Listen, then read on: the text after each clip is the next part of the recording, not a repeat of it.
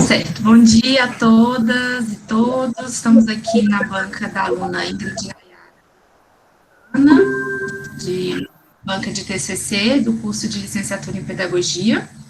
Então, para a gente explicar rapidamente os procedimentos, a Ingrid vai ter entre 15 e 20 minutos para fazer a apresentação. Vou marcar aqui o tempo. E aí, Ingrid, quando der 10 minutos, eu aviso aqui no chat, para você ter mais ou menos a noção de quanto tempo passou. Quando der 15, eu aviso de novo e você já vai se encaminhando para a finalização, tá bom? Depois da fala da Ingrid, a gente vai passar a palavra para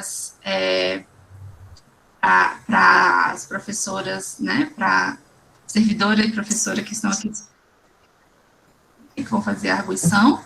Elas também vão ter em torno aí de 15, 20 minutos.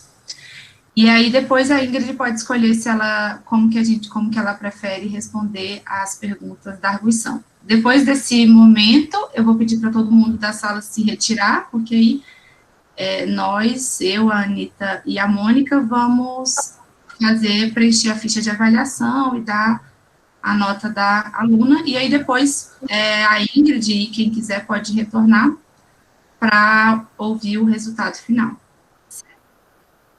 Então, Ingrid, são 10h05, por favor, pode começar. A gente, por sugestão aqui da Anitta, eu acho que é válido a gente fechar os microfones e a imagem para não travar, né? Talvez ajude.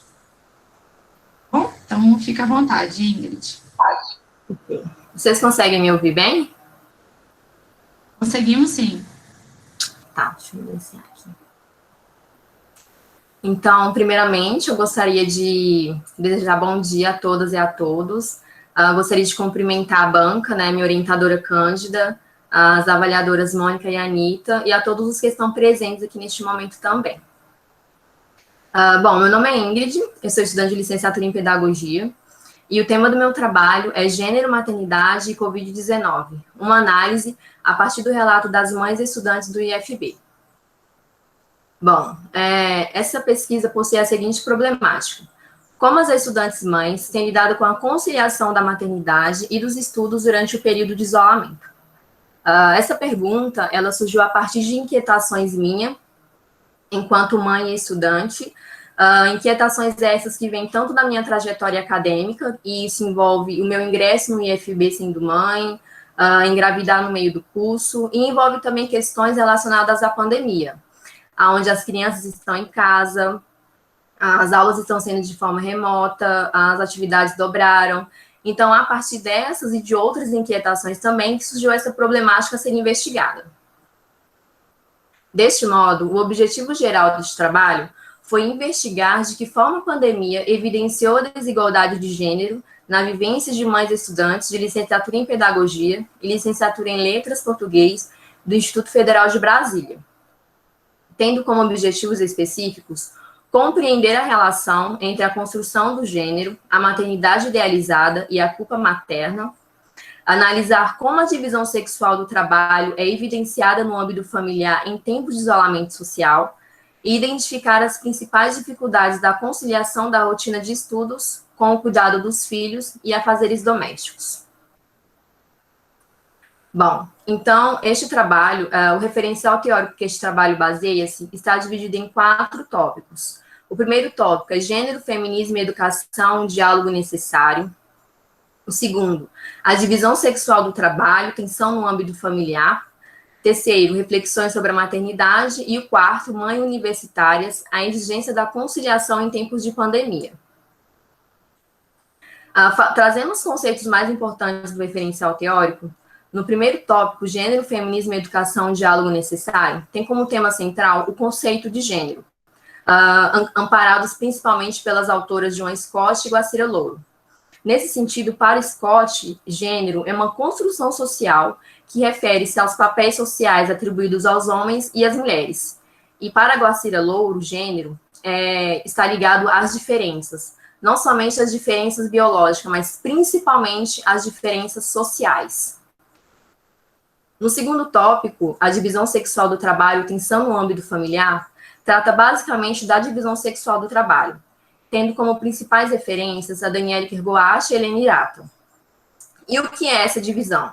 A divisão sexual do trabalho é uma forma de divisão do trabalho em que está pautada no sexo e que se atribui a esfera produtiva aos homens e a esfera reprodutiva às mulheres. E enquanto o trabalho produtivo é assalariado e reconhecido economicamente, o trabalho reprodutivo, que está ligado à reprodução humana, aos cuidados, ao trabalho doméstico, não é reconhecido e nem remunerado. Neste tópico também, aborda sobre os 4 modelos de articulação da vida profissional e vida familiar, que são eles: o modelo tradicional, de conciliação, de parceria e de delegação.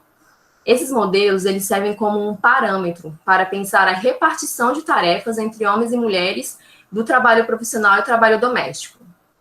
Dentro desses modelos, nós vamos ter desde a mulher que assume a função de ter que conciliar todas essas funções sozinhas, até um modelo onde, aparentemente, homens e mulheres repartem as tarefas. Também tem um modelo de delegação, que é aquele que possibilita que a mulher delegue as funções domésticas para outras mulheres. E essa delegação é majoritariamente realizada para as mulheres negras e mais pobres. No terceiro tópico, intitulado Reflexões sobre a Maternidade, nós temos as autoras Elizabeth Badinter e Valesca Zanello como principais referências. Aqui é abordado sobre a construção da mão materna. Passando no helicóptero. E essa construção da mão materna, ela não é algo natural nem instintivo. Foi construído, né? E nesse tópico também é abordado sobre o dispositivo materno. E esse dispositivo significa que existe uma necessidade de separar, de desassociar a capacidade de procriar e a capacidade de cuidar. E enquanto o cuidado, ele tem sido atribuído somente às mulheres como se fosse uma vocação. E então, a partir disso, a culpa materna, ela surge quando a mulher descobre que ela não consegue corresponder a este modelo idealizado de mãe perfeita. E no quarto e último tópico, Mães Universitárias, a exigência da conciliação em tempos de pandemia, aborda sobre as especificidades da mãe estudante no espaço acadêmico. Então, para isso, foi feito um recorte com a revisão bibliográfica que tratam acerca dessa questão. E o que as pesquisas mostram é que, de fato, há uma dificuldade de conciliar os afazeres domésticos com os estudos, há uma dificuldade nos prazos, dentre outros também. E trazendo a pandemia, também foi levada em consideração essa questão e foi identificada as pesquisas que, no momento em que a casa se tornou espaço de estudo, as atividades, as demandas que são derivadas dos inúmeros papéis se intensificaram muito mais.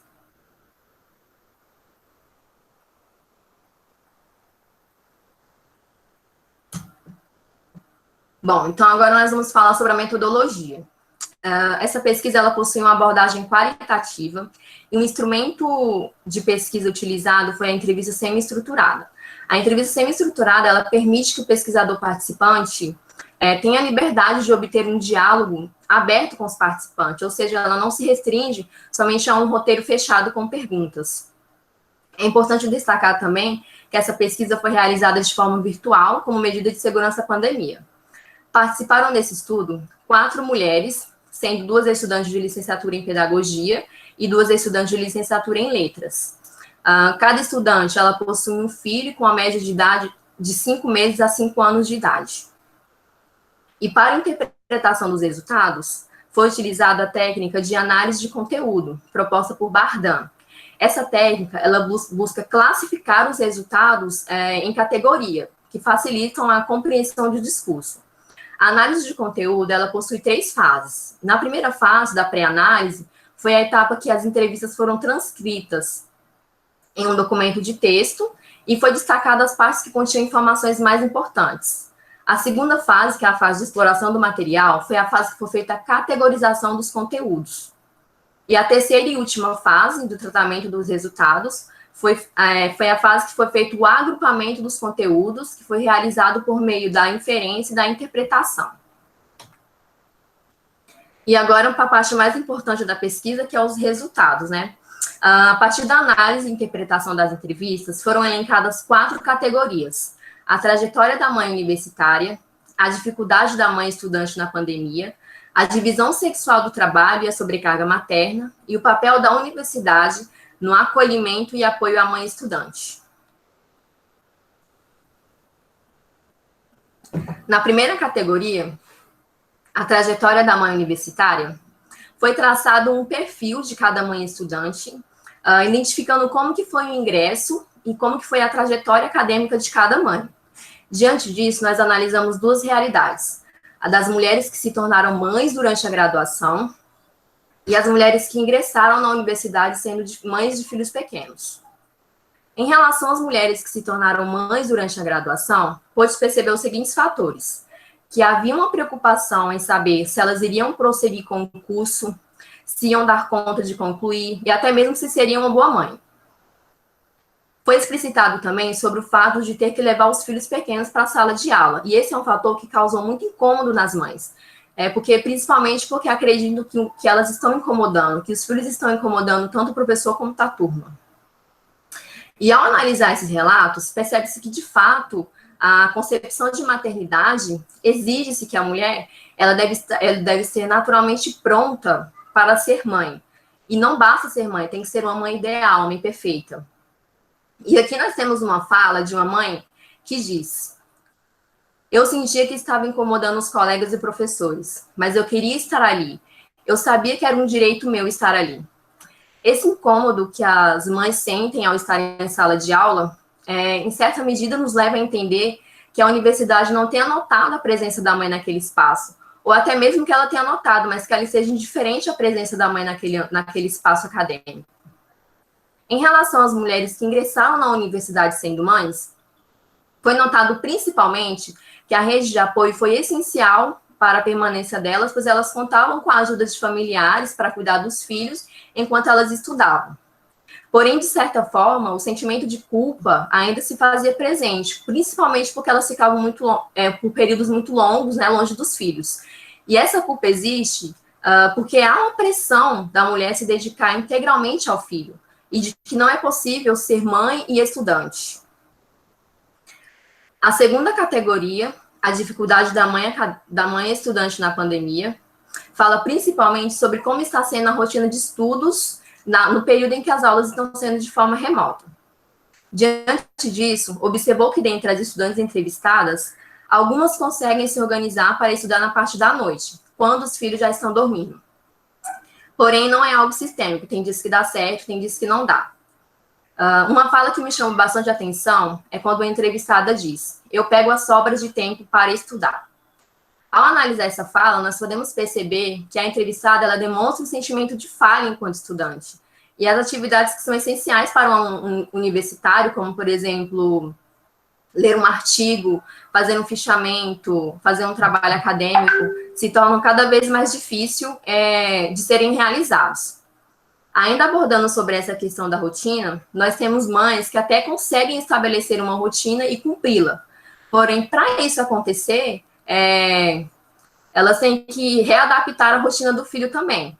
E elas têm que abrir mão, por exemplo, de brincar com o filho, tem que deixar o filho dormir um pouco mais tarde, até um pouco mais tarde, e deixar amanhã para estudar.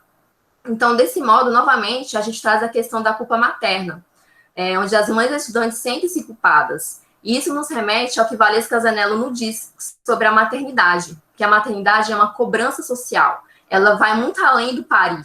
Ela abrange o cuidado, o afeto e o afeto obrigatório pelo filho. E nós também temos aquelas mães que não conseguem criar uma rotina de forma nenhuma. Então, as atividades acadêmicas são realizadas enquanto o bebê está dormindo, entre uma tarefa doméstica e outra, enquanto está lavando a louça, está ouvindo um podcast, ou até mesmo durante a madrugada, quando o esgotamento físico e mental já atingiram o ápice. Então, todos esses relatos evidenciaram que a pandemia causou um grande impacto, não somente na produtividade, mas principalmente na saúde mental. E na terceira categoria temática, a divisão sexual do trabalho e a sobrecarga materna, aborda sobre como é feita a divisão do trabalho doméstico e cuidado dos filhos e se há essa divisão. Foi possível analisar que as estudantes mães assumem sozinha essa função de cuidado de trabalho doméstico. Aqui nós temos uma fala que diz: eu ainda fico com a maior parte dos afazeres domésticos e cuido da bebê a maior parte do tempo. Outra diz: peço ajuda e o companheiro não faz, ainda mais com criança pequena, onde sempre está tudo bagunçado. Então, ao comparar essas falas com os modelos de articulação debatidos por Kerguat e Hirata, nós podemos afirmar, em certa instância, que essas falas incluem-se no modelo de conciliação, onde demonstra que a mulher é a única responsável por conciliar essas funções. Há mães também que contam com uma certa ajuda por parte do companheiro. Porém, quando se fala em um trabalho invisível, um trabalho que não é tangível, os companheiros não percebem. Aquele trabalho de organização, de planejamento, recai apenas sobre a mulher. Desse modo, a sobrecarga materna, ela está relacionada à não divisão sexual do trabalho, ao trabalho invisível e silencioso, a questão de que a mulher deve cuidar de todos e acaba esquecendo de cuidar de si mesma, e isso gera um grande impacto na sua saúde mental. E, por fim, na última categoria, o papel da universidade no acolhimento e apoio à mãe estudante trata sobre as políticas públicas que, segundo as entrevistadas, a instituição de ensino deve promover para a mãe estudante. O IFB, sendo o local de estudo dessas mães, promove algumas ações assistenciais para o estudante. De acordo com as entrevistadas, os auxílios de permanência estudantil, como, por exemplo, o auxílio permanente, o auxílio tecnológico, as cestas básicas, elas foram essenciais, principalmente no período de pandemia. Porém, as entrevistadas relatam que deveria haver um auxílio que fosse permanente, que fosse específico para as mães, como, por exemplo, o auxílio creche. Outro fator citado pelas entrevistadas se refere à ludoteca. Como vocês sabem, no IFB, nós temos a Ludoif, que é um espaço de acolhimento às crianças que são filhos de estudantes, das estudantes, servidores.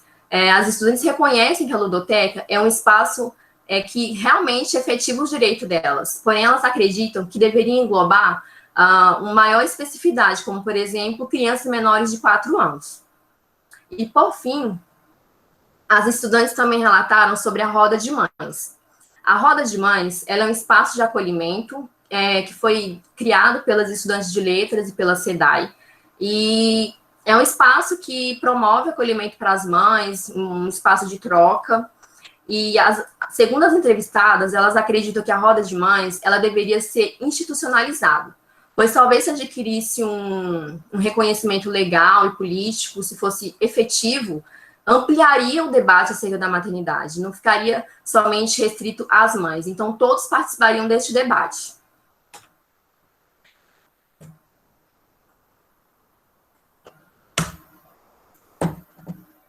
Então, nas considerações finais. Bom, nessa pesquisa, nós percebemos que, de fato, a mulher que é mãe e estudante, tem sofrido ainda mais nesse contexto pandêmico. A conciliação de estudos com a rotina diária, com o cuidado dos filhos, tem sobrecarregado essas mulheres e tem gerado uma crise na saúde mental. Diante disso, nós entendemos que o papel da universidade é construir um debate que abranja a estudante mãe. Essa pauta, ela não deve ser somente das mães. É necessário que toda a comunidade acadêmica, a direção, os professores, supervisão, todos lutem por essa causa também. Há uma urgência em se discutir sobre essa realidade, a qual deve resultar em ações e políticas públicas e institucionais. E é isso. Muito obrigada a todos que ouviram.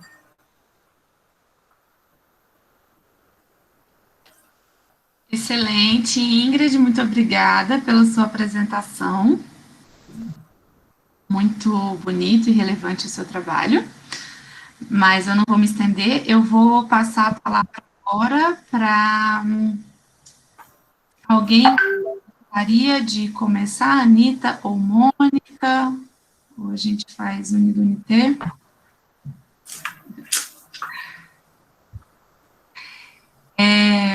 Vamos começar pela Anitta, então, para a gente prestigiar nossa colega que está vindo de fora da pedagogia. Então, Anitta, você tem entre 15 e 20 minutos, aproximadamente, mas, enfim, você pode usar o tempo aí, tá? E aí, Ingrid, a gente pode estabelecer que ao final das observações da Anitta você responde, ou você prefere, não sei se vocês preferem que a Ingrid vá respondendo à medida que a Anitta fala. Pode ser depois que ela terminar de falar. Pode ser depois, né? Então tá certo. Então, por favor, Anitta, eu vou fechar minha câmera também. Bom dia para todo mundo. Queria agradecer a Ingrid e a Cândida pelo convite. Acho que o tema da Ingrid, acho que relevante é pouco, né? E o resultado do trabalho dela mostra como a gente ainda precisa falar muito sobre isso. A primeira consideração é que, lá do que a gente viu no projeto para hoje, eu acho que a Ingrid atendeu, assim, mais do que as expectativas daquela, não lembro como chamava, pré-banca, qualificação, não lembro bem o nome, mas, assim, acho que o trabalho que ela está apresentando aqui hoje está muito interessante considerado com aquilo, né? Acho que ela conseguiu focar melhor, delimitar objetivos bem precisos, e no trabalho dela, na minha perspectiva, ela conseguiu atender todos os objetivos, tudo que ela se propôs, ela atendeu aqui com o trabalho final. Então, já começo falando parabéns, acho que é muito legal ter visto lá o projeto e ter visto hoje o trabalho que, assim, superou a expectativa do projeto, né? Focou, resolveu todas as questões que lá ainda estavam incertas, e ao que se propôs, atendeu muito bem. Eu tenho pouquíssimas considerações, mas eu vou fazendo aqui para a gente ir dialogando. Eu sugiro uma coisa bem pontual, nas palavras-chave faltou estudante, você colocou outras 4 palavras-chave, mas eu acho que estudante faz parte, né? Não sei se vocês concordam, vocês podem discutir depois, mas eu entendo que faz.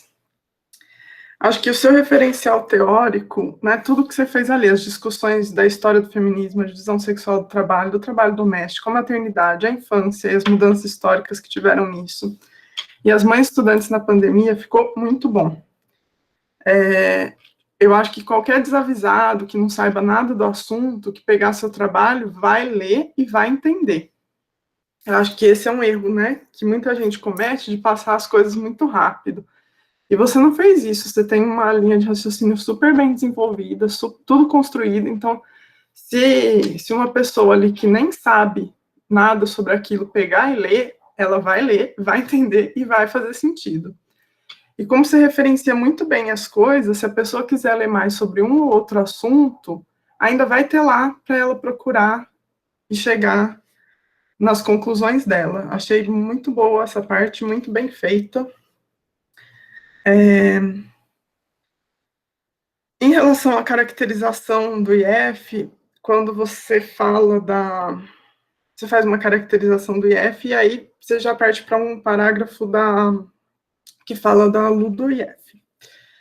Eu tenho uma sugestão para vocês aqui, que eu acho que faltou um parágrafo que dialogasse entre essa caracterização do IF e a ludoteca. Por quê?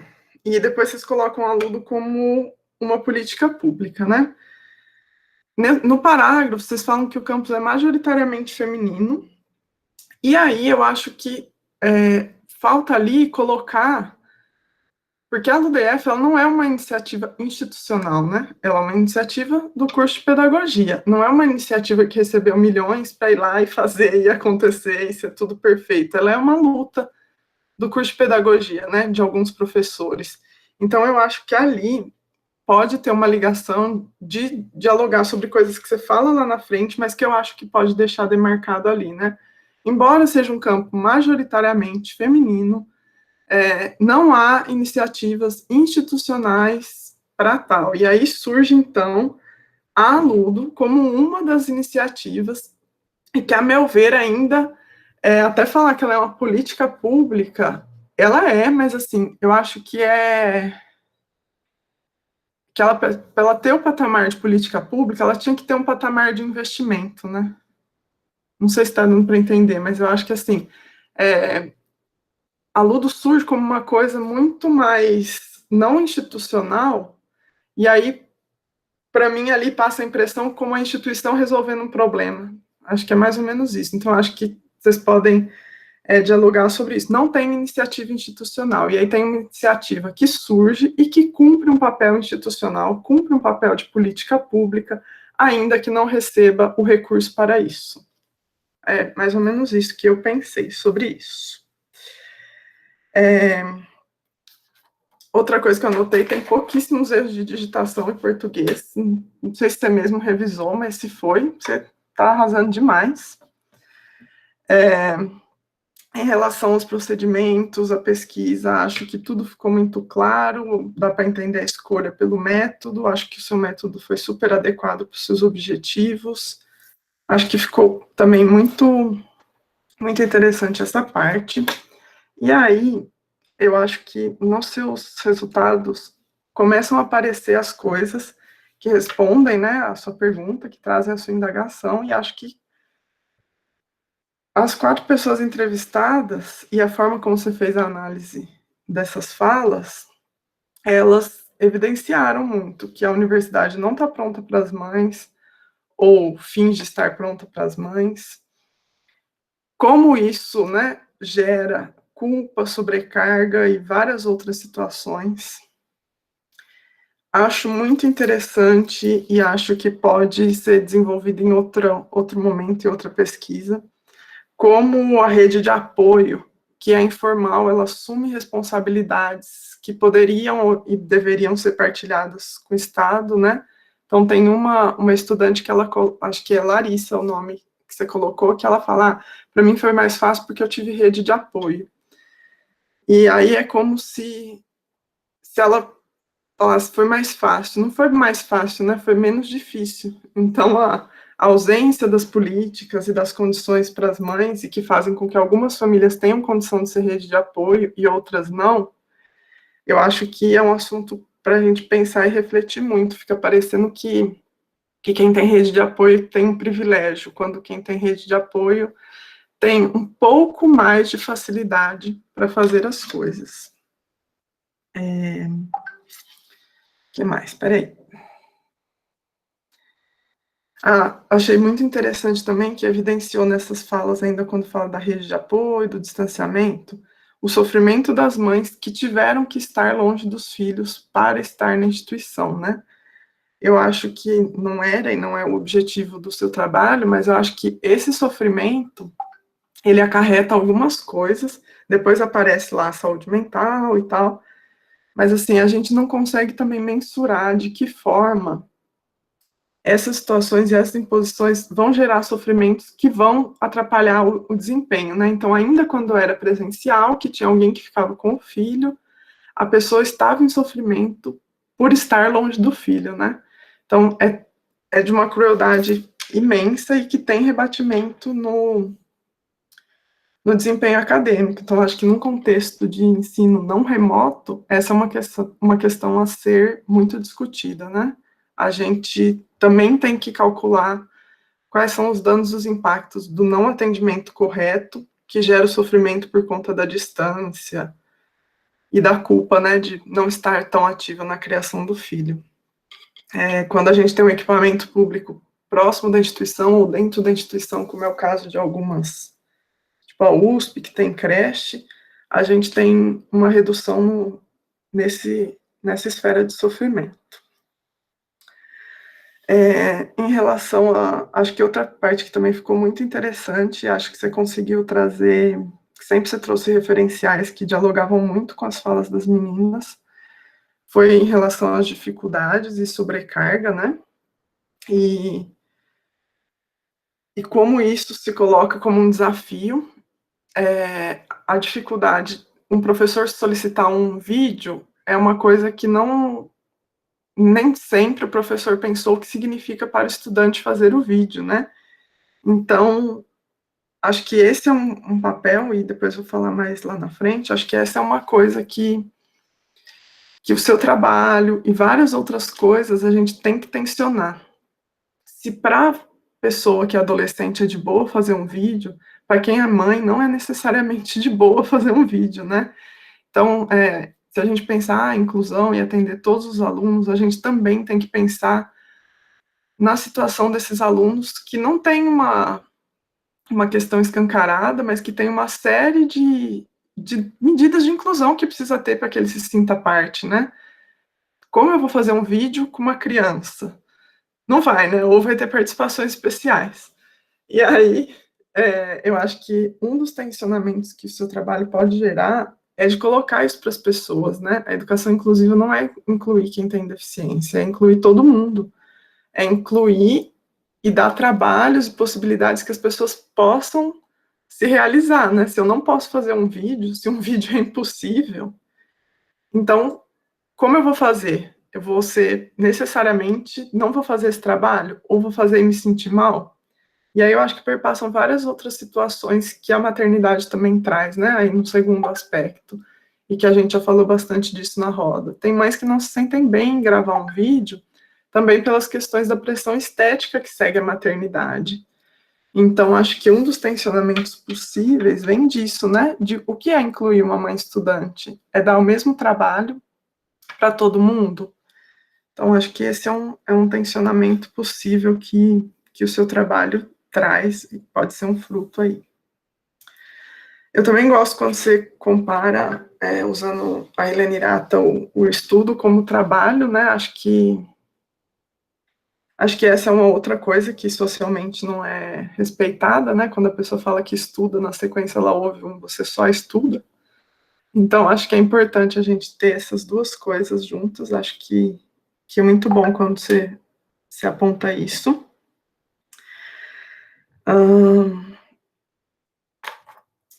Peraí. Em relação ao seu último item da questão institucional, quando eu li o seu trabalho, eu fiquei pensando em como é a questão da maternidade institucionalmente, né? Quando eu cheguei, acho que só a Silvia, acho que talvez a Maria, a Pri, eram dessa época. Quando eu cheguei, tinha um termo que a gestão gostaria que a gente chamasse as mães estudantes para elas assinarem, falando que elas não poderiam levar os filhos para o campus. E que se elas levassem, elas seriam encaminhadas para o conselho tutelar. Deve ter uma cópia lá na cidade desse termo. Então, tinha isso, né? Naquele momento, 2015, que eu acho que é recente, né? A ideia institucional era, vamos assinar um termo e falar, não venham com as crianças. E aí foram feitos vários avanços, né? E, pelo menos da perspectiva que eu acredito, esses avanços eles foram feitos via tensionamento, né? De mães que não aceitaram o termo, de mães que exemplificaram, olha, isso não existe, não tem como, não é possível isso acontecer. E como tudo isso, se a gente olhar, melhorou, mas melhorou o quê? Né? Melhorou muito pouco, mas eu acho que o seu trabalho, um outro TCC que teve, a ludoteca e várias outras coisas, elas têm pautado mais a discussão das mães. Mas quando a gente olha o resultado do seu trabalho e as aflições, e aí eu separei 3 sentimentos que as mães colocam, né? Fracasso, incapacidade, frustração, a gente vê que a gente não andou nada, a gente engatinhou. Então, a gente não tem mais um termo, mas a gente ainda tem mãe achando que não é parte. A gente ainda tem mãe incomodada porque a criança está fazendo barulho e parece que não tá, que a mãe não é o lugar dela. Então, eu acho que a gente teve avanço? Teve, né? Hoje em dia ninguém mais dá termo para ninguém assinar, né? Que é uma coisa horrível. Mas ainda podem ter muitos outros. E aí, que eu acho que pode ser o grande avanço que a sua pesquisa traz. Ela surge de uma inquietação sua, de uma vivência sua, e que é partilhada com várias mães, né? E aí, se a gente olhar aqui, tem 17 pessoas ouvindo isso. E aí eu penso que talvez o avanço e o tensionamento e o fruto, né, que a sua pesquisa possa trazer, é uma apresentação que a gente pudesse fazer, de repente, numa reunião geral, ou nos colegiados desses cursos, não de todo o trabalho, mas dos seus resultados, por exemplo, porque as pessoas precisam ouvir isso, né? Enquanto elas não ouvirem, enquanto elas não pararem para olhar, elas também não vão se modificar. Então, acho que, assim, se a gente pensar que o professor ele está em formação contínua, né, a vida toda dele é de formação, eu acho que o seu trabalho pode contribuir para isso, né, no sentido de sensibilizar as pessoas, de contribuir para que eles olhem para as mães nesse outro formato, né? Pô, quer dizer que um vídeo não é de boa para a aluna fazer? Eu nunca pensei nisso. E a gente sabe que isso acontece, né? Que as pessoas não pararam para pensar porque não é a realidade delas ou porque sequer passa pela cabeça delas essas dificuldades.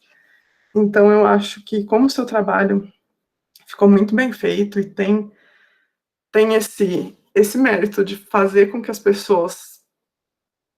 Porque eu não sou mãe e eu consegui ficar mexida com vários depoimentos ali, né? Então, acho que esse mérito que seu trabalho tem, ele não pode parar aqui nas 17 pessoas que estão vendo.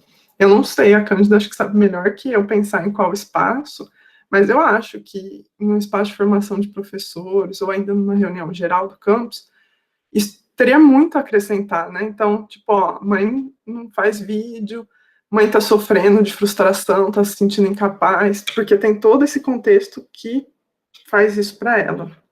Então, acho que para além disso que você já fez, você tem possibilidade de impactar nesse cenário que fez você querer estudar esse tema. Aí agora talvez a parte que menos me deixou feliz, eu achei o TCC muito bom. E aí eu esperava as considerações finais, assim, que eu fosse chorar ou querer sair para fazer a revolução. E aí eu achei que você estava meio tímida nas considerações finais.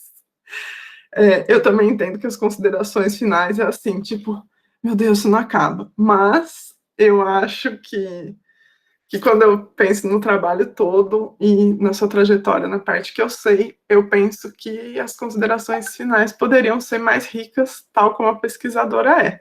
Mas não é uma crítica e eu entendo que, assim, já estava ali, né? Preciso terminar isso aqui. Mas eu acho que as suas considerações finais podia ter mais, assim, um sanguinho no olho, sabe?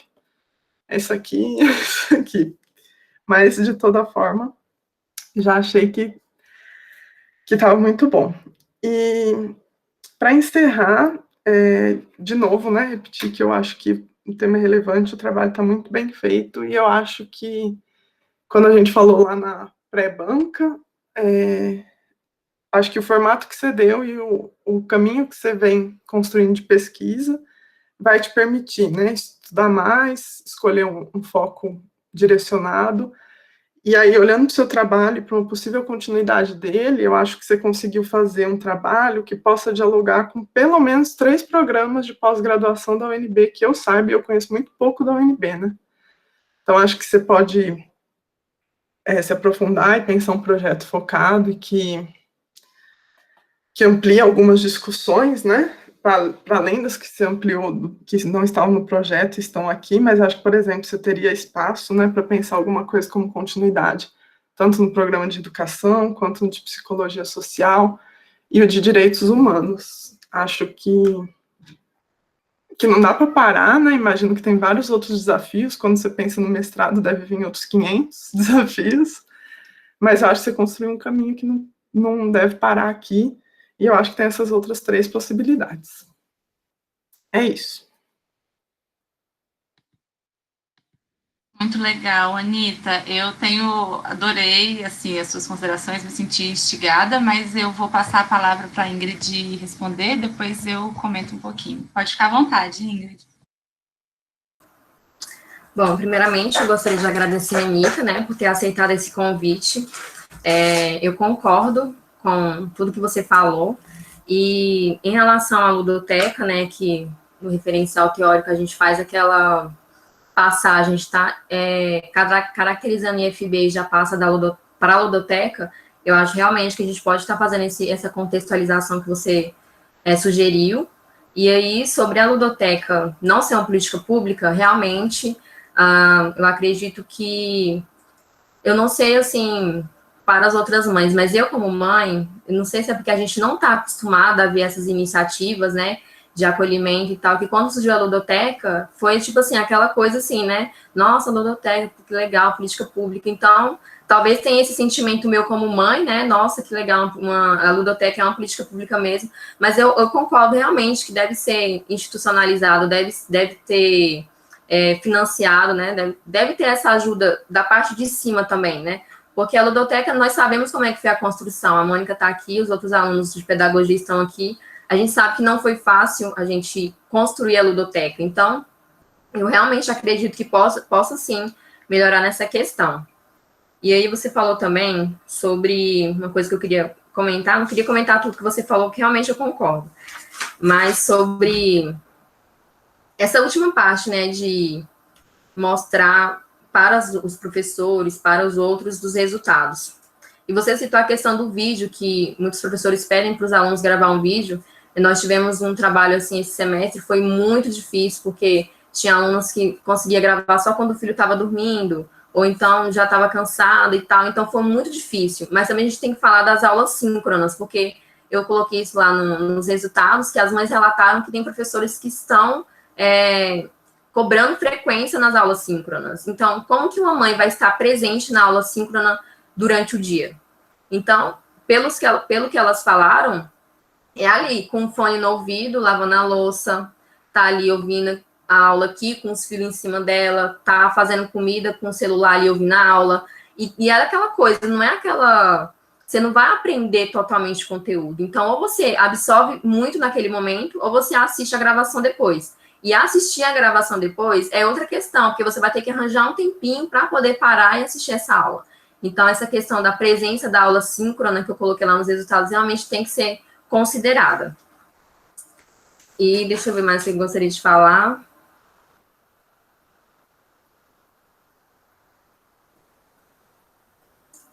Acho que eu gostaria de falar só isso mesmo, dos seus comentários. Só isso mesmo. Pode falar, Cândido. Legal, Ingrid. Só para não deixar solto o que a Anitta falou, eu concordo, eu acho que seria muito interessante a gente pensar que no semestre que vem, né, que a gente ainda vai estar nessa situação, que a gente possa pensar no momento, no início, que a Ingrid possa apresentar esse trabalho. Eu acho que essa ideia é muito boa, né, então se a Ingrid topar, a gente já pode pensar nisso. Agora, então, agradecer a Anitta pelas considerações, todas absolutamente pertinentes, né, eu acho que vale, sim, a Ingrid, agora que ela tomou um fôlego, respirar fundo, escrever as considerações finais, assim, que o trabalho merece, né, com relação às outras considerações, também acho que são grandes... Eu esqueci que ela falou sobre as considerações finais, e você até sabe que ali naquelas correções, indo e vindo, eu falei, Cândida, essas considerações finais eu acho que tem que dar uma melhorada, mas eu acho que faltou esse gás, né, no final, de querer entregar logo, mas eu realmente concordo, queria ter colocado muito mais coisa naquela consideração, mas fica aí anotado para a gente estar melhorando, com certeza. Domingo, já de madrugada, né, Ingrid? A gente, vamos, porque tem que andar. Mas com certeza, isso vai ser legal se você puder complementar. Então, muito obrigada, Anitta. Vamos passar agora para a fala da Mônica. Mônica, fica à vontade aí para fazer suas considerações em torno de 15, 20 minutos, e aí, na sequência, a Ingrid comenta. Beleza. Foi muito bom ouvir a Anitta também, né? Mas antes eu queria agradecer o convite, por me chamarem para a banca. Eu e a Anitta, a gente participou também da pré-banca, né? Então, realmente é muito legal, assim, ver o trabalho sendo construído ao longo do tempo, né? E ver agora o resultado final. Então, agradeço aí a Ingrid e a Cândida por convidarem novamente a gente para participar desse momento.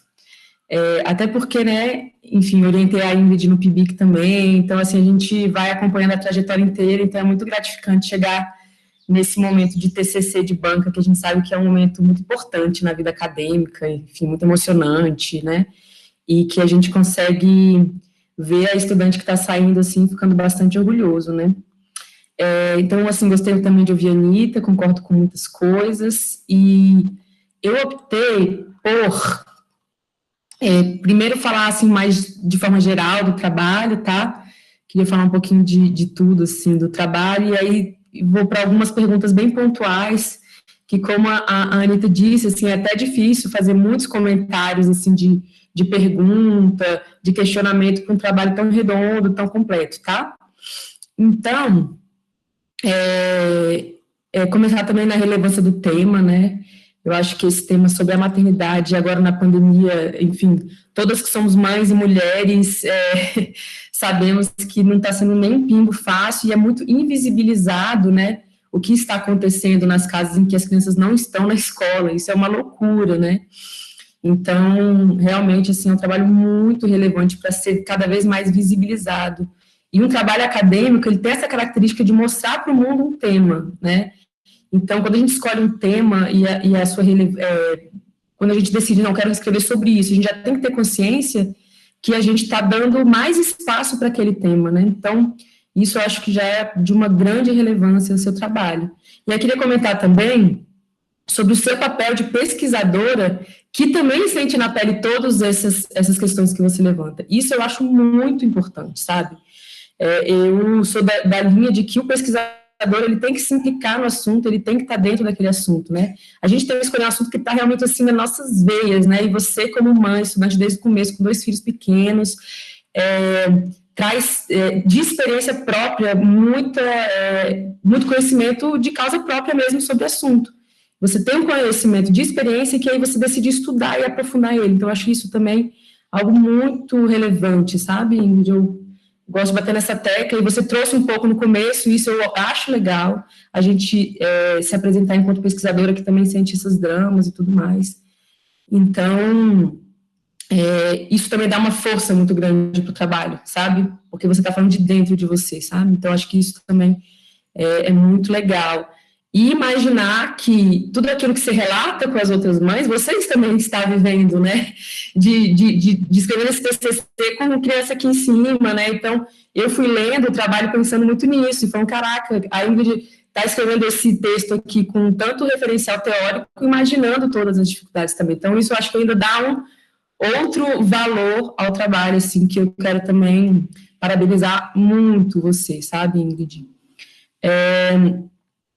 Queria comentar também que é um trabalho muito maduro academicamente, né, assim, a parte do referencial teórico está muito completa, eu teria pouquíssima coisa para pontuar sobre a quantidade de referência que se usa, quantidade de referência boa, né, e aí também exaltar o trabalho da orientadora, que com certeza a gente vê, né, esse trabalho da orientadora por trás, da quantidade de referência boa, conseguindo conversar com os textos, né, citar de forma correta. Então, assim, isso a gente vê, assim, a questão de ser um trabalho muito maduro mesmo, assim, a primeira parte do referencial teórico podia ser um artigo de mestrado, né, claramente, assim, não tem nenhuma diferença com trabalhos já de pós-graduação e mestrado, porque está muita boa qualidade mesmo, assim. Então, dito isso, eu acho que o seu TCC está acima das expectativas para um TCC de graduação. Digo com toda sinceridade, assim, eu acho que está muito bem fundamentada, tá?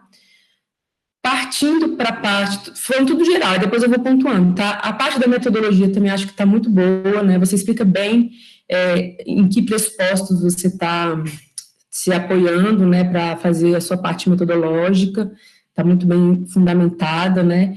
E entrando aí já mais nos resultados, eu gostei muito, muito mesmo, da parte que você apresenta a cada entrevistada. Ficou muito legal, assim, de você contando um pouquinho da história da vida de cada uma, como é que entrou, como é que é a relação com o filho, ficou muito gostoso de ler, eu acho que ficou muito bem organizado também as categorias, tá? E, então, eu acho que os resultados você trouxe. Quando a gente olha o roteiro, né, da entrevista sendo estruturada, eu fico imaginando que provavelmente deve ter ainda muita coisa que elas falaram, muito conteúdo, muito tema que acabou não entrando, porque a gente vê que as perguntas são bem amplas e provavelmente teria muito mais coisa para falar, mas acho que vocês fizeram um recorte bom, sabe, o suficiente também. acredito que um tempo, e também porque não é um mestrado, você não precisa ainda falar sobre todos os assuntos, mas, por exemplo, se fosse um mestrado, você ainda teria ainda um caminho aí para falar do que elas responderam. Provavelmente, assim, dá para imaginar isso, né? E aí concordo com a Anitta que, assim, o fôlego que a pesquisa toda tomou, né, chega na conclusão, dá para compreender, porque a gente também é orientadora, né, e a gente sabe da dificuldade, inclusive, de escrever uma conclusão final, assim, os alunos ficam, professor, o que eu coloco? O que eu tenho que colocar nas considerações finais, assim, o que eu falo? Já falei tudo aqui, o que eu preciso falar nas considerações finais, né? É difícil fazer, a gente também como pesquisador, eu quando fui escrever as considerações da minha dissertação e tal, é difícil, não é fácil escrever uma consideração final. Então, até coloquei também lá, como a Anitta, concordando com ela, no caso de você publicar o seu trabalho como um artigo ou com alguma coisa, eu acho que aí tem que melhorar a consideração, mas assim, na minha opinião, aqui para entregar para o TCC está suficiente, tá? Mas concordo com a Anitta que perdeu o fôlego que o trabalho estava tendo, né? Tarará, tarará, tarará. E, então, assim, de forma geral, era isso. E, assim, realmente queria também falar nesse momento que vejo o trabalho da Cândida também como orientadora, assim, muito bem, assim, orientado, digamos assim, que dá para ver no trabalho, né? Toda a questão da metodologia, de como fazer uma entrevista, de como estruturar, né? De estar muito, não tem muito, digamos assim, ponto sem nó, sabe? Não tem erros, não tem esse tipo de coisa, que eu acho que aí entra também o trabalho da orientadora. Então, parabenizar as duas pelo trabalho. E aí vamos para as questões pontuais, assim, que são poucas, tá? Deixa eu subir lá para cima, que eu quero fazer algumas perguntinhas mesmo, assim, para vocês. Cadê?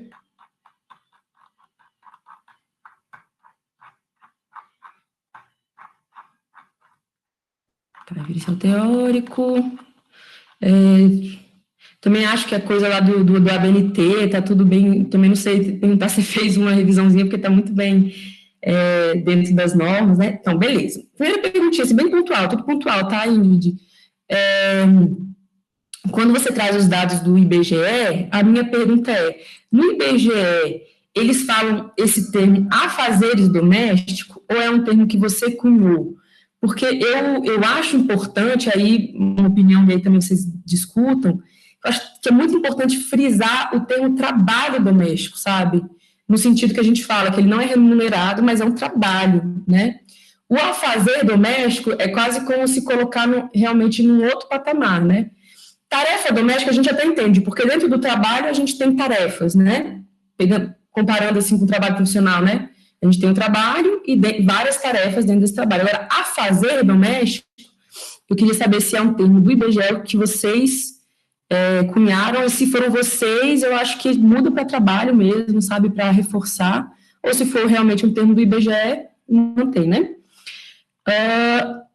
Outra coisa que eu também fiquei em dúvida foi uma parte do seu trabalho que você, aí já lá quando você vai falar das estudantes universitárias e estudantes, né, de graduação, que é o COLOM, né? Eu não entendi direito no trabalho, talvez deixar um pouco mais claro, esse termo que ele usa, que é de afiliação, né? A afiliação das estudantes. Eu entendi que, né, ele está falando de que entra uma estudante de graduação no curso, e que, como o curso também está desenhado, depois você vai falar lá no final, né? Está desenhado também para um universo masculino, que a pessoa teria disponibilidade 100% para aquele curso, acho que é mais ou menos isso a ideia, né?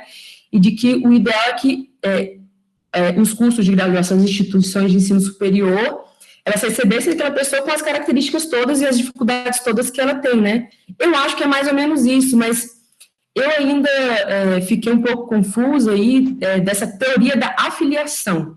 Eu acho que podia explicar um pouquinho melhor, porque não sei se é isso que eu estou falando, é o que eu acho que é o que ele fala, mas talvez não ficou tão claro ainda no trabalho. As duas partes que você cita o Coulomb, tanto no primeiro momento, quanto lá na discussão dos resultados, eu achei um pouco confuso, tá? Então, aí, para, de repente, olhar essa Porque assim, o trabalho está tão redondinho que a gente fica achando algum problema para falar, sabe? Mas aí deixar aí para vocês, de repente é só uma questão de texto também, sabe? Para deixar um pouco mais claro.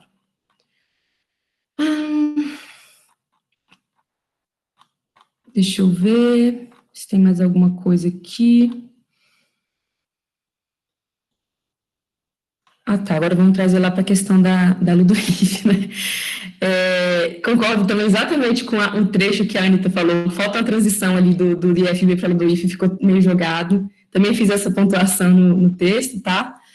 E aí falar um pouco mais da Ludoif, principalmente, aí talvez até dialogando mais com a Anitta, para vocês duas depois discutirem e pensarem como resolver essa questão aí, é que eu acredito que, assim, a Ludoif, ela realmente não é uma política pública, mas ela é uma ação institucionalizada, sabe?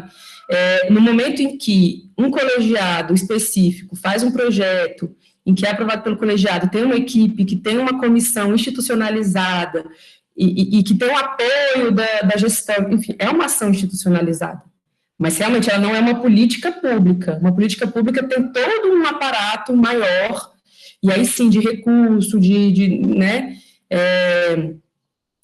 que aí eu acho que, aí talvez eu discordaria um pouquinho da Anitta, mas aí é o caso de vocês discutirem, né, e assim, também como a gente está no projeto, a Cândida também pode te ajudar nisso, né, a Ludoif, e eu acho que todo projeto, né, ele realmente vai começando devagar e pode ganhando corpo, e hoje a Ludoteca, a gente conseguiu a aprovação de uma emenda parlamentar, com a ideia, aí sim, de institucionalizar, digamos assim, de ganhar recursos para, inclusive, pagar bolsistas, né, que é tudo aquilo que a gente sempre quis, lutou.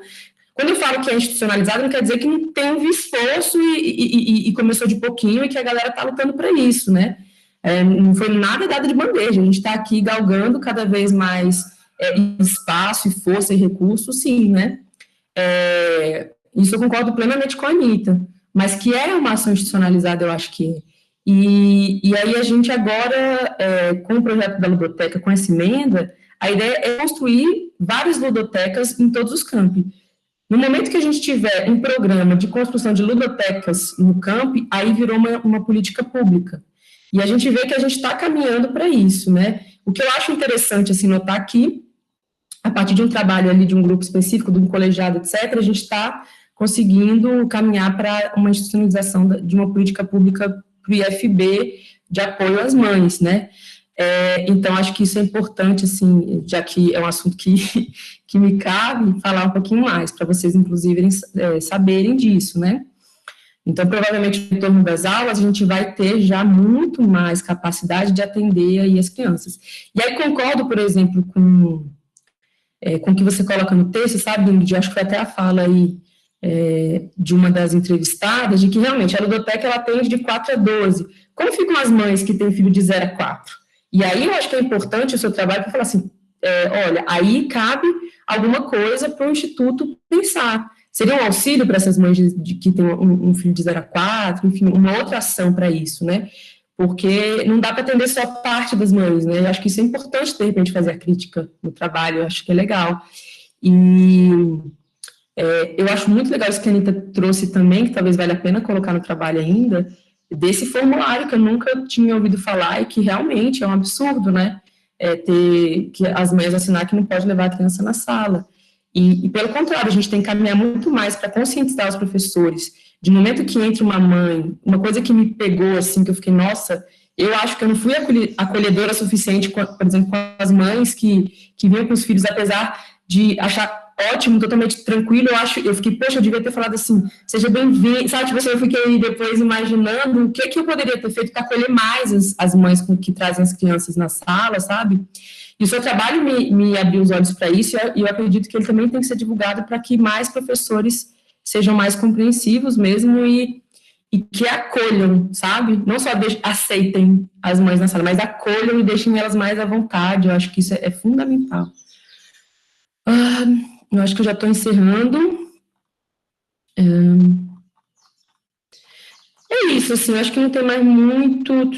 não, uma coisinha só que eu queria falar, que você trouxe agora na discussão, que é sobre essa questão dos professores que Só para você colocar lá no texto, que eu acho que é importante, dos professores que fazem as aulas síncronas e que colocam como obrigatoriedade das alunas assistirem às aulas síncronas. Eu acho que é importante você enfatizar ali, mas é só uma questão de uma palavrinha, de que, inclusive, indo contra uma regulamentação do próprio campus, que é da não obrigatoriedade de participar das aulas síncronas, né? Então, ele está, além de tudo, contrariando um eixo que foi definido pelos professores, de que não é obrigatório você participar. Obrigatório é você deixar disponível a gravação, fazer atividades por produto, criar alternativas para a aula síncrona, ela não pode ser o principal, tá? Então, acho que isso é importante colocar, porque esses professores que ainda estão fazendo esse tipo de ação, além de estarem prejudicando as mães, ainda está sendo contra uma regulamentação do campus. Só esse detalhezinho. Eu acho que o resto, que eu vou mandar para você, tá, Ingrid? São pequenos trechos que eu acho que ficou um pouco confuso, que seria melhorar o texto, também não vou falar isso agora, vou mandar para você, dar uma olhada. E besteirinha, acho que fazer uma revisão geral nas referências bibliográficas, acho que está faltando dados em alguns pontos, tá? Eu dei uma anotada, até pontuei aqui para te ajudar. E realmente parabenizar pelo trabalho, está muito, muito bom. Vejo que muitas estudantes entraram aqui para assistir, né? Não fiquem nervosas, tá, estudantes? O trabalho de vocês também está bom, porque ficar assistindo uma banca assim, fica, ai meu Deus, como é que vai ser meu trabalho? Já estou imaginando a galera. E vejo também que tem muitas mães aqui, estudantes, né? Então acho que isso também é bem significativo assistindo, né? E espero que todos saiam hoje com um aprendizado a mais, né? Que você trouxe para a gente. Tem professora mãe também, né, Tereza? É isso, gente. Abraço.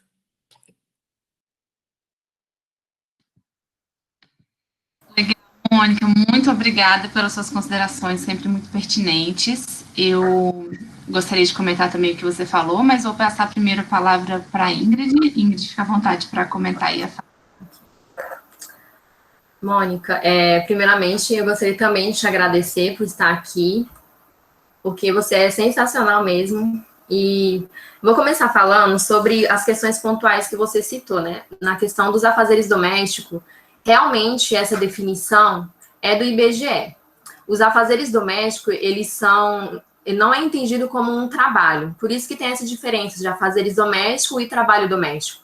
Quando se fala em afazeres domésticos, a gente está pensando na realização no domicílio da casa, da residência, e isso inclui tarefas que não são relacionadas a trabalho, como, por exemplo, arrumar a casa, preparar comida, passar roupa, lavar roupa, e essas questões, e também é de cuidar de criança, cuidar de idoso, limpar, todas essas questões está incluído em afazeres domésticos. Trabalho doméstico, por que não é reconhecido como um trabalho doméstico? E aí traz a discussão que nós trouxemos no referencial, porque não é um trabalho produtivo, não é considerado produtivo, né? E aí tem essa questão de afazeres domésticos e trabalho doméstico. Inclusive, uma autora que fala muito sobre essa questão de afazeres domésticos é a Bruschini, né? Então, seria essa mais ou menos a diferença.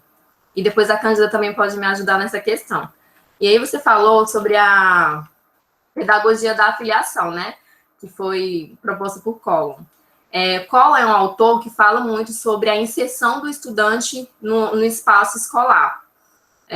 Principalmente, o foco dele é nos alunos do ensino médio, que fala muito sobre o fracasso, sobre a questão da evasão. Então, para ele, o aluno, quando ele entra na escola, ele passa por uma transformação. E essa pedagogia da afiliação significa justamente esse processo da inserção dele no espaço escolar. Fazendo uma comparação com a estudante-mãe, eu acredito que tem esse processo da estudante que não passa no SISU, passa no Enem e vai estudar na universidade e consegue uma bolsa para estar estudando, passa por esse processo de afiliação, né, esse processo de que ela deve abandonar a posição, igual eu coloquei na citação, abandonar a posição de estrangeiro para ganhar um espaço naquele novo mundo. Então, a afiliação, a pedagogia da afiliação, é esse processo de entrada no ambiente escolar, no ambiente acadêmico. Só lembrando que Collum, ele foca no ensino médio, né, nos estudantes. Aí a gente fez essa comparação com a estudante-mãe.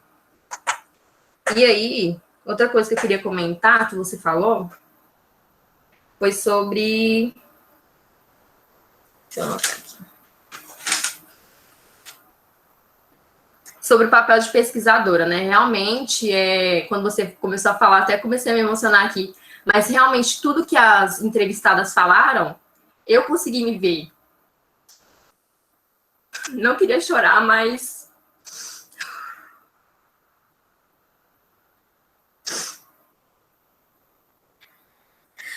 Porque tudo que elas falavam, eu falei, não, eu também passo por isso. Em várias falas delas, eu consegui me enxergar nas falas, eu consegui entender, sentir na pele o que elas estavam sentindo, né? E realmente não tem como falar disso sem se emocionar. Eu falei, não, eu não vou chorar, mas não tem como, porque é uma vivência minha. Eu passei... Deixa eu me acalmar também, né, pra falar. Eu passei minha graduação toda. Eu iniciei, falando um pouco da minha trajetória, né, que você falou desse papel de pesquisadora, eu iniciei o curso, meu filho tinha 2 anos.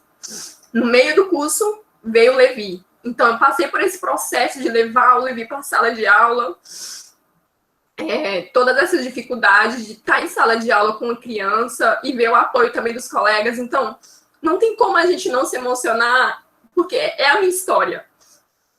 Então, esse trabalho é a minha história, é tudo que eu passei. Então, todos os relatos, os resultados, a entrevista, como você falou, daria para falar de muito mais coisas. A gente teve que deixar muita coisa de lado, porque senão ia ficar muito grande o trabalho, mas tudo que elas falaram, aquelas 4 mães falaram, eu sei como é, eu passei também. Então, fazer esse trabalho, fazer sobre essa temática, foi um ponto, assim, de encontro comigo mesma, entendeu? E eu vou parar de falar por agora, porque realmente eu não estava preparada para isso acontecer, mas realmente a gente não tem como não se emocionar ao lembrar de tudo que eu já passei nesses 4 anos com 2 filhos, né? Então é isso. Chega de chorar.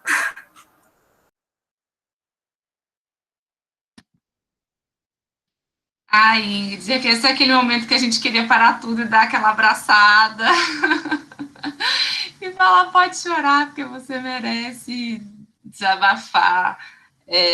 E às vezes a gente tem que manter esse lugar de força e de eu vou dar conta, né, assim, de uma forma tão rigorosa, né, que é muito bom, e eu acho que você tem todo o direito de agora, né, desabar e falar assim, posso agora só mostrar o tanto que foi difícil, né, e não só essa fortaleza que você teve que vestir e ser para conseguir chegar até aqui, né, então, antes de comentar as coisas que a Mônica, vou inverter a ordem aqui, eu ia comentar a Mônica e depois eu ia falar da Ingrid, mas eu vou falar primeiro da Ingrid, falar que foi um prazer e uma alegria muito grande poder te orientar, porque a Ingrid é aquela aluna que você fala assim, olha, Ingrid, é mais ou menos assim que você tem que fazer. E aí ela te devolve o trabalho, ela entendeu perfeitamente o que você quis dizer e fez, assim, brilhantemente. Você fala assim, nossa, é isso e é mais, e você realmente, né, consegue captar, consegue costurar. Então, agradeço os elogios à minha orientação, mas com certeza o mérito, ele é, assim, da Ingrid mesmo, como uma aluna, assim, determinada, uma aluna, assim, e também que a gente vê que tem esse tino da pesquisa e uma reflexão teórica muito aguçada. Então, eu queria te dar os parabéns, Ingrid, porque você realmente, não que eu acho que a gente precise também ir nessa lógica da superação, né? Ai, você deu conta, apesar de tudo. Não, a gente precisa lutar por apoio, né? Porque não é fácil mesmo, né? Mas isso não tira o seu mérito de ser uma pesquisadora brilhante e que tem tudo para seguir com essa trajetória acadêmica, seja nesse tema, né, seja em outro. Então, retomando também o que a Anita falou, né, sobre mestrado, com certeza eu defendo, eu acho que você já é uma aluna de mestrado, né, então, queria dizer que sim, agora você pode chorar, porque é muito difícil ficar montando esse personagem, né, de eu dou conta, tá tudo bem, né, quando a gente sabe que tem um custo para a saúde mental, para sustentar esse lugar, né, Ingrid? E que nem todo mundo consegue e que é muito compreensível quem não consegue, né, mas você conseguiu e tem esse mérito também.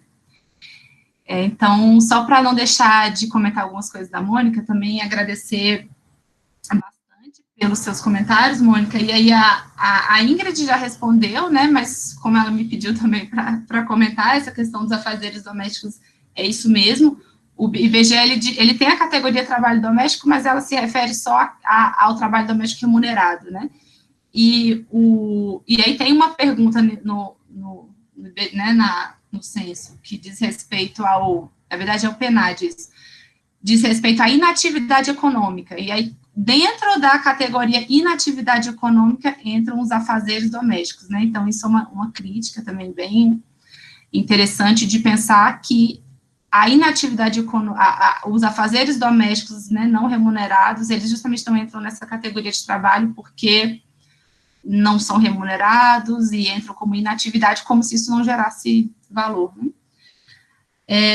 Bem, mas no mais, era isso, queria agradecer a Ingrid pela confiança, agradecer a Anita e a Mônica por prestigiarem e por fazerem uma leitura com um olhar muito aguçado e que contribui bastante para esse momento, né, de coisas que, inclusive, a gente pode ainda dar uma melhorada para que o TCC que vá, né, que fique ali registrado no repositório, seja realmente de ainda mais excelência do que já está.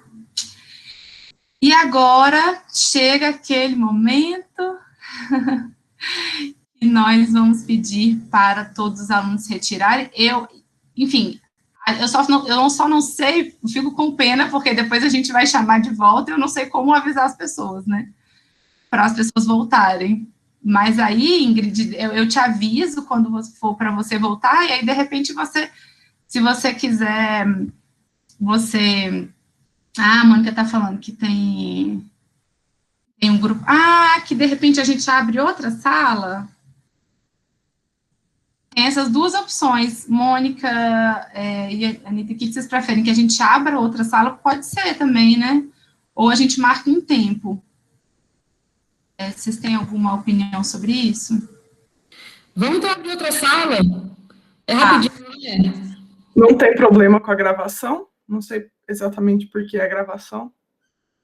Aí deixa rolando a gravação lá, não tem problema não. E aí grava outra também ou não precisa? A outra não precisa gravar, Então tá. Ixi, eu não espera aí rapidinho, que eu acho que eu não consegui colocar como link. Então a gente se encontra lá.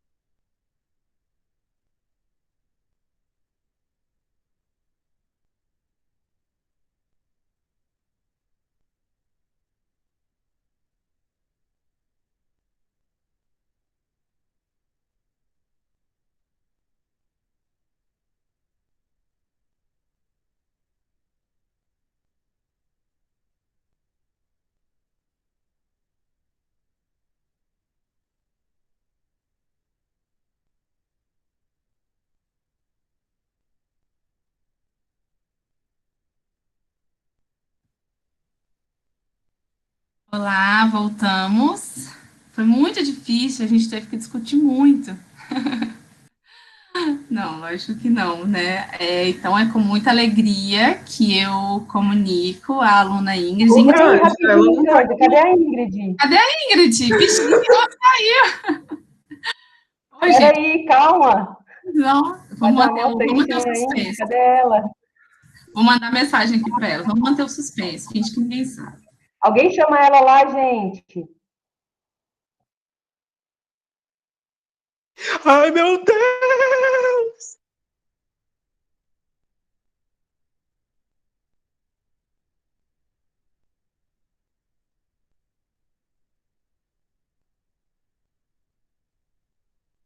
Ah, é porque normalmente sai, né? Se fosse uma sala, as pessoas sairiam, mas é como a gente fez esse recurso do.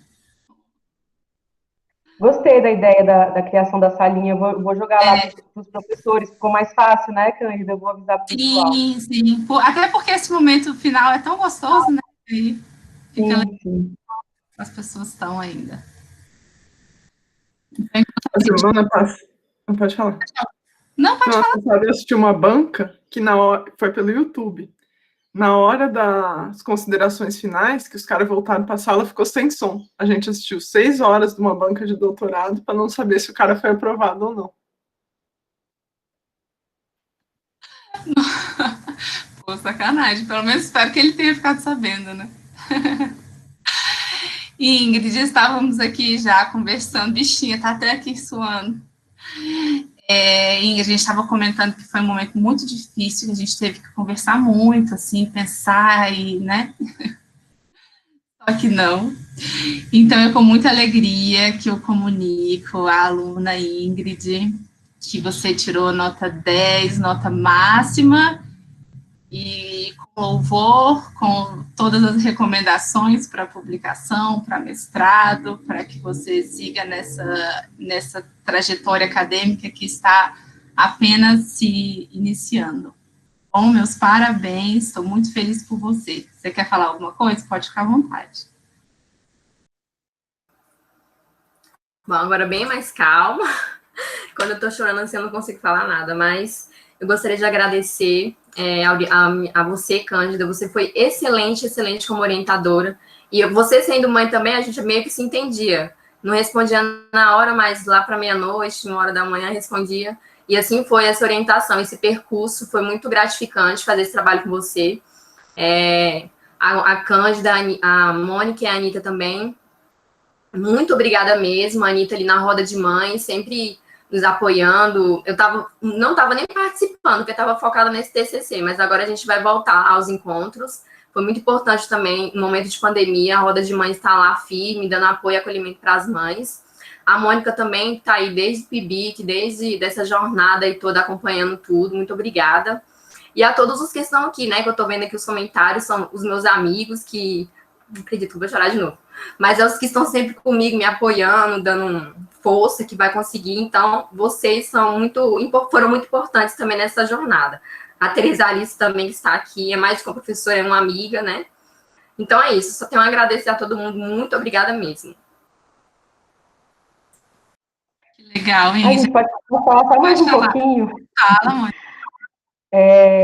Não, é porque assim, eu fiquei muito mexida com o seu trabalho, Ingrid, porque quando a gente lê um trabalho e a gente começa a pensar na nossa própria vida, na nossa própria trajetória, eu tive isso, assim, eu terminei de ler seu trabalho, eu fiquei assim, nossa, como é que foi meu TCC? Será que foi assim, bom igual da Ingrid? Eu fui lá ler, eu fui tipo olhar meu TCC de novo para ver, sabe, assim, e foi muito gostoso fazer isso, assim, porque eu falei, cara, será que eu terminei minha graduação, eu tinha essa capacidade de elaboração, né? Então foi muito legal, assim.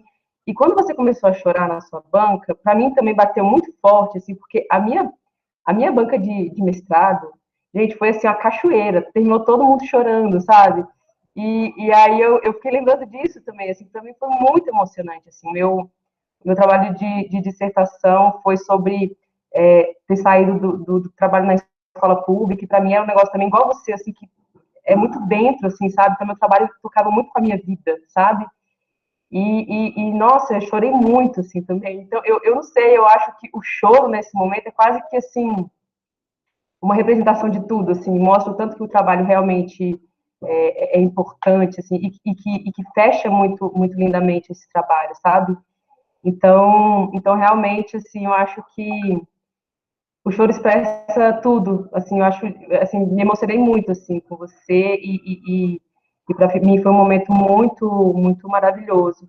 E assim, eu não sei, Cândida, eu vou me intrometer um pouco aqui na condução do cerimonial, mas acho que seria legal abrir para se alguém quiser falar, que está aí também de fora, eu acho que é sempre legal, assim, não sei.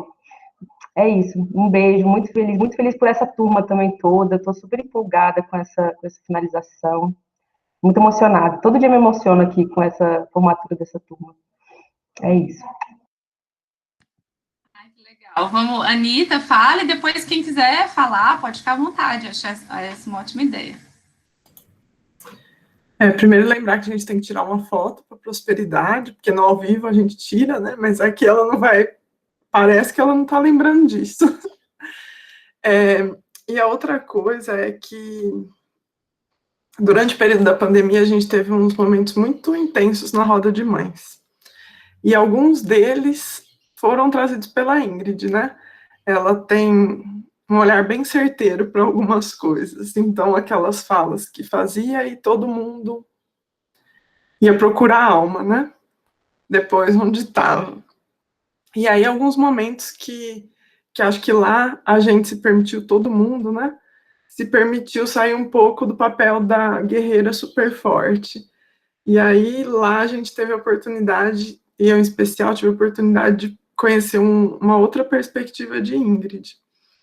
Então, tá aqui hoje e ver um trabalho foda igual esse, que foi o resultado do trabalho dela, me traz uma satisfação muito grande de saber que aquela pessoa que em alguns momentos conseguiu colocar a dor dela tão bem, conseguiu transformar a dor dela numa coisa tão bonita. Acho que talvez nem todo mundo consiga fazer isso por N questões, e eu acho que ela pode conseguir muito mais que isso, né? Acho que esse é só o primeiro passo, mas acho que mais que tudo, ela também pode se permitir, e aí eu estou dialogando, você sabe com o que, Ingrid? Ela pode se permitir sentir as alegrias dela e comemorar. Talvez esse seja o grande aprendizado que você possa tirar do seu curso. Tudo que for sua vitória, você também pode sentir. É sua, é seu direito. Tá bom? E obrigado pelo convite.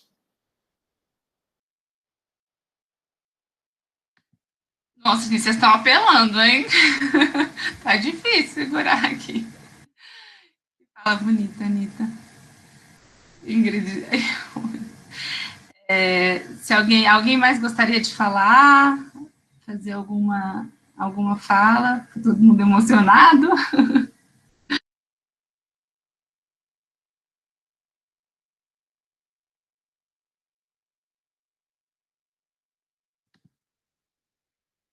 O pessoal tá tímido, né? Mas eu acho que. Ah, a Priscila levantou a mão, pode falar.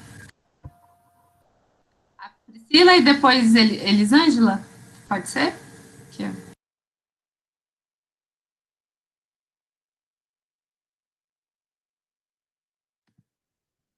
Priscila? Bom dia a todos, né? Queria parabenizar a Ingrid por esse trabalho maravilhoso, né? Que é o nosso apoio como mãe, nos inspira, né?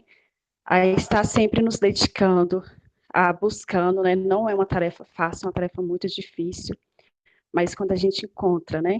Uma pessoa igual a Ingrid, que a gente pode compartilhar aquilo que a gente vive, é muito prazeroso, porque daí a gente pensa em não desistir, né? E muitas vezes eu peguei a Ingrid como meu espelho, né? Quando pensava em desistir, eu falava, não, eu vou dar conta.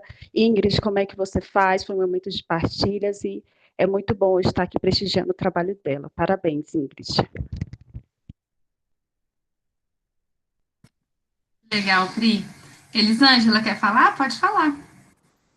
Então, eu só quero falar para a Ingrid, né? Parabéns para ela. A gente, depois que começou a fazer o TCC com a Cândida, a gente começou a conversar. Eu já conheci ela de muitos e muitos tempos atrás, e foi um prazer mesmo estar mais perto dela e ver essa jornada dela, né? muito difícil, mas parabéns mesmo, você é muito forte, e é isso. Parabéns. Legal, obrigada, Elisângela. Nayara, pode falar? Eu vim aqui, tinha que falar, para prestigiar a Ingrid, né? Ela que sempre foi essa mãe muito guerreira e mesmo assim sempre foi o apoio da turma toda também. Todo mundo que precisava de ajuda, a Ingrid estava lá para apoiar a gente, para ajudar a gente. O seu trabalho, tenho certeza que foi maravilhoso, que você é uma pessoa muito especial para o nosso curso de pedagogia, para a nossa turma. E eu tenho certeza que você fez a diferença na nossa turma. Não tem nem o que agradecer, realmente. Quando eu soube também que a gente ia apresentar no mesmo dia, eu pedi ajuda para você, você foi solícita. E eu não sou mãe, mas eu vi um pouquinho da sua garra, levando o Levi para a sala de aula. E a gente tentando te ajudar, mas às vezes a gente sabia que não podia fazer tanto, né? Mas a gente tentava te ajudar. Eu espero que você tenha sentido isso da nossa parte também. E só agradecer você e falar que você é uma pessoa muito especial, que você é uma pessoa maravilhosa, Ingrid. É isso. Legal, legal. A Tereza escreveu um comentário também aqui, que a Ingrid pode ler. E Val pediu a palavra, pode falar, Val. Vou falar rapidinho, que também eu queria parabenizar muito a Ingrid, conheço ela muito antes do curso, né? E a gente ter se encontrado também nessa etapa da vida foi muito significativo. Aprendi muito com ela durante todo esse período, admiro muito e desejo todo sucesso. Tenho certeza que essa é uma das muitas etapas, né, que ela ainda vai passar. Vejo ela mestranda, doutoranda e trilhando os caminhos mais que a graduação, né, e essa nossa profissão pode nos possibilitar, né? Então, desejo todo sucesso, todas as realizações, e eu tenho certeza, Ingrid, que você vai brilhar muito, que a gente vai te ver muito por aí. Legal, legal, pessoal. Bem, vamos então para a foto. Ô, Mônica, eu acho que eu vou te pedir para tirar, porque o meu fica aparecendo um negócio aqui de presença, vai ficar feio. Você quer tirar? Então, quem puder, abre a câmera e deixa eu ver se eu consigo configurar para aquele jeito que fica um monte de quadradinho aqui. Peraí. Alterar layout. Eu tô Mosaico. fazer isso não. Pronto, ó, quem tiver pode abrir, que eu coloquei aqui para todo mundo aparecer. Abre rapidinho, gente. Isso aí. Tem gente no carro.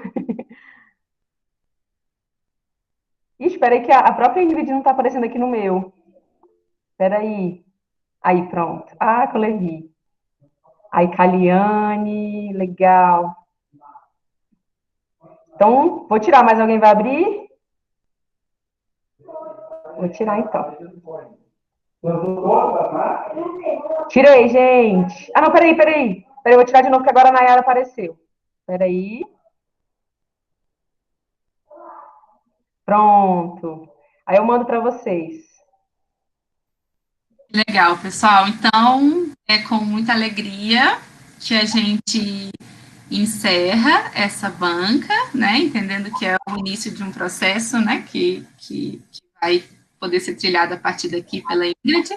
Agradeço a presença de todas, agradeço especialmente a Mônica e a Anitta por compartilhar esse momento. E também, reforçando a fala da Mônica, desejo a todos os outros estudantes uma boa finalização, vai dar tudo certo, não fiquem nervosos, faz parte, tá bom? Então é isso, pessoal, uma boa sexta-feira para todas, todos. Tchau, tchau.